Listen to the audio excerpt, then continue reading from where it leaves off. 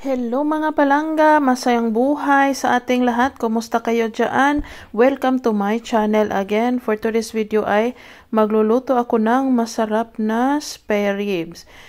Itong spare ribs ko, piniprito ko muna siya pero para medyo golden brown, ganyan siya ka brown, ganyan.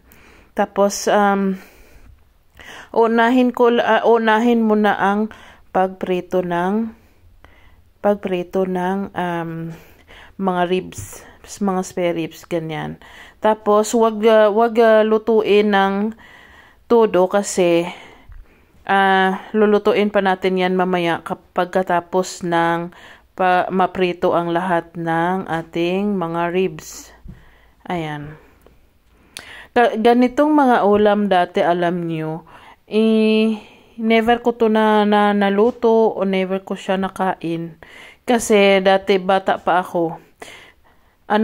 Sa probinsya din kami nakatira.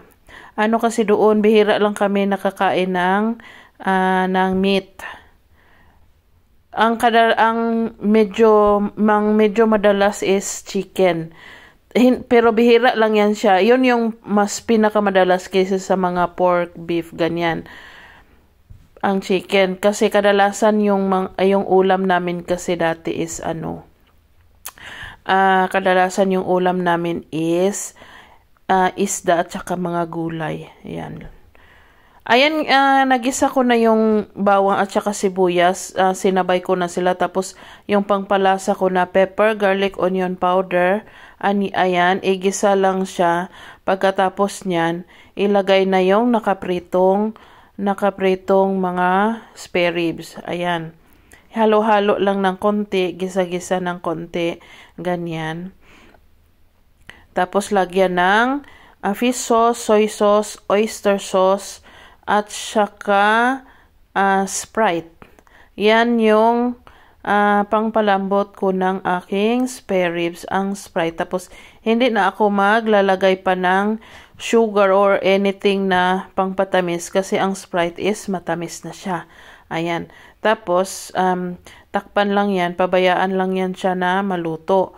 Pero bago yan, nakalimutan ko ilagay pala yung ketchup, tomato at saka banana ketchup.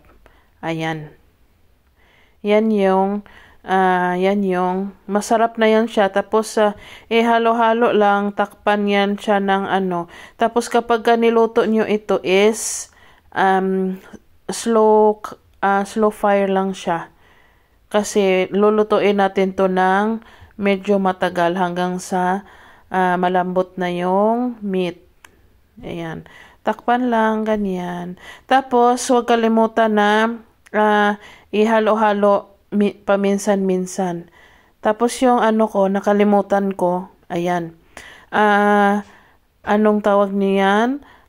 Star anise at saka dahon ng laurel. Ayan pala. Ayan siya. Ganyan lang ang process niyan. Takpan, tapos halo-haluin lang para hindi magdikit doon sa ilalim. Ayan.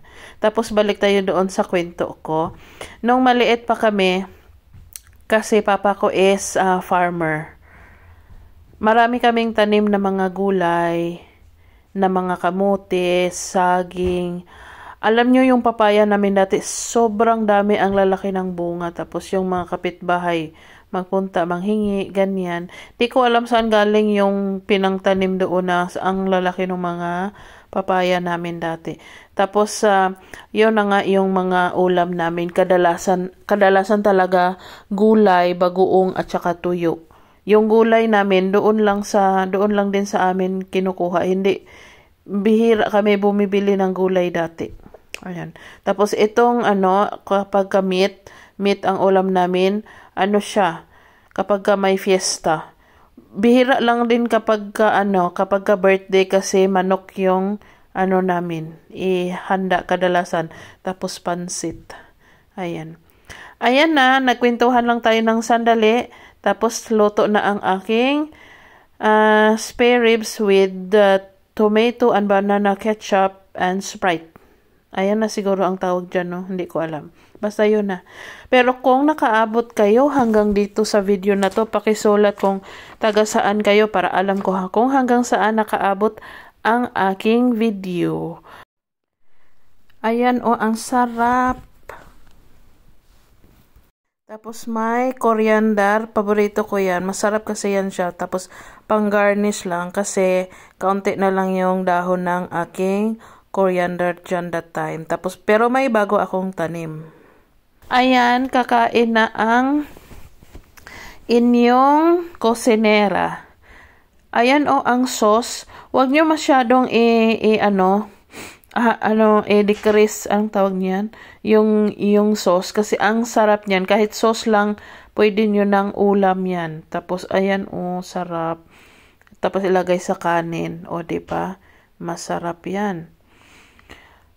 Ayan na, kaya dito sa abroad kasi yung asawa at saka anak ko, hindi naman sila sanay talaga sa Pinoy food. Hindi gaya sa akin na siyempre galing ako doon. Na kumakain naman sila ng mga Pinoy food pero kailangan hindi sila kumakain sa pagkain na nakasanayan ko sa probinsya namin dati. Kaya minsan kanya-kanya kami ng pagkain. Ayan, sana ay nagustuhan nyo ang video ko for today. Maraming salamat sa mga panonood. Don't forget to follow and share. Bye-bye.